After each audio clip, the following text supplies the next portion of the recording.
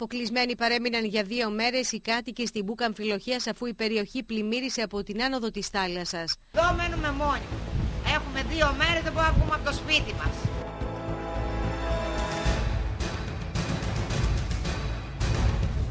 Εν τω μεταξύ και σήμερα η περιοχή πνίγεται από τους ισχυρούς ανέμους, ενώ τα νερά είχαν στραγγίξει αργά χθες το απόγευμα το βραδινό μπουρίνι και τα πολλά μποφόρ είχαν σαν αποτέλεσμα την επανάληψη του προχθεσινού σκηνικού με πλημμυρισμένα σπίτια και το χωριό σε έκτακτη ανάγκη.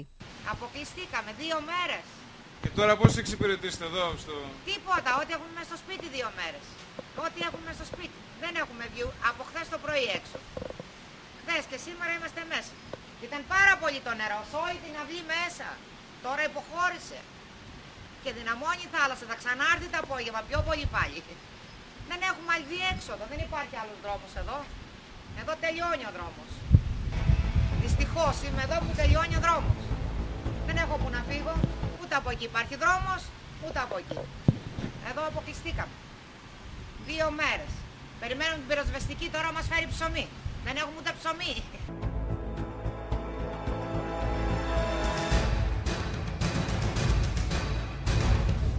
Κάπου 10 πόντους εδώ πάλι. Ήταν περίπου στο 1 μέτρο, πόσο ήταν? Εδώ πέρα με περνούσε εμένα το γόνατο.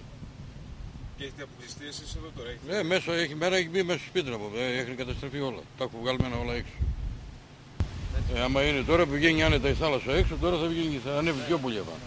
Εμένα έχει πάρει όλα μέσα στο σπίτι. Πού έλαγε, αφού πετάω ακόμα νερό πετάω. Από το πρωί πετάω νερό. Αφού μέχρι να κάνει έτσι να πούμε το πρωί μπήκαν όλα μέσα. Το νερό της θάλασσας έχει εισχωρήσει σε μήκος εκατοντάδων μέτρων μέσα στο χωριό και εκτός από τους δρόμους και τις πλατείες, πολλά ήταν τα σπίτια αλλά και τα καταστήματα που έχουν υποστεί ζημιές. Μεγάλη ζημιά και σε ροχισμούς, σε ρούχα, όλα, ντουλάπια μέσα, ψυγεία, κουζίνες, όλα. Και σε συσκευές, έτσι? Ναι, όλες οι ηλεκτρικές συσκευές, ναι. Όλα, αφού μπήκε σε όλα τα δωμάτια μέσα. Είστε μόνιμος κάτοικος? Όχι, εδώ είναι η μάνα μου και ο πατέρας μου. Εγώ μένω Αμφιλοχεία. Σύμφωνα με τους κατοίκους, λόγω του μη καθαρισμού του Αιγαίλου, η πολιτεία δεν έχει προβεί στα αναγκαία αντιπλημμυρικά έργα, με αποτέλεσμα με την πρώτη νεροποντή αλλά και με την πρόσφατη άνοδο της στάθμης των νερών σχεδόν σε όλη την Ανατολική Μεσόγειο, το γραφικό χωριό του Αμβρακικού να έχει μετατραπεί σε πλωτή πολιτεία. Από ό,τι βλέπετε σήμερα η καταστροφή είναι ολοσχερή. Εσείς έχετε εδώ την ταβέρνα που είναι εδώ? Είμαι ιδιοκτήτης της ταβέρνας. Και πρέπει να πάρθουν άμεσα μέτρα αυτή τη στιγμή, γιατί δεν αντέχουμε άλλο. Πρέπει να γίνει κάτι με την κτηματική υπηρεσία, δεν ξέρω, το κράτος πρέπει να μεσολαβήσει για να λυθεί αυτό το πρόβλημα. Γιατί κάθε λίγο και λιγάκι έχουμε αυτή την ιστορία πάντα. Είναι συχνό το φαινόμενο της σχημάτων? Είναι συχνό το φαινόμενο, και αφού δεν γίνεται κάποια παρέμβαση, μέρα με τη μέρα τρώει το έδαφος η θάλασσα και ανεβαίνουμε όλο και πιο πάνω. Με αποτέλεσμα να κινδυνεύουν οι περιουσίες μας. Όχι να κινδυνεύουν. Εδώ δεν έχει γίνει καταγραφή για αλλού και παραλία?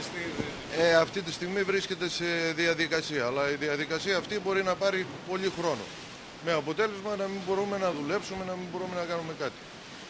Τι καταστροφές έχετε πάθει εσείς?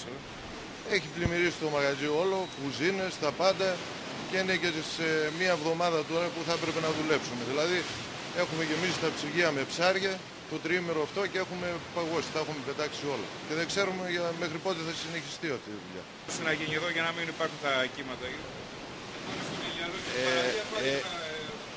Εάν η κτηματική υπηρεσία μπορούσε να δώσει την αδειοδότηση αυτή, τις υπογραφές, ό,τι χρειάζονται, θα μπορούσε να κάνει παρεμβάσεις και ο Δήμος, που αυτή τη στιγμή, το ξέρω πολύ καλά, δεν μπορεί να επέμβει.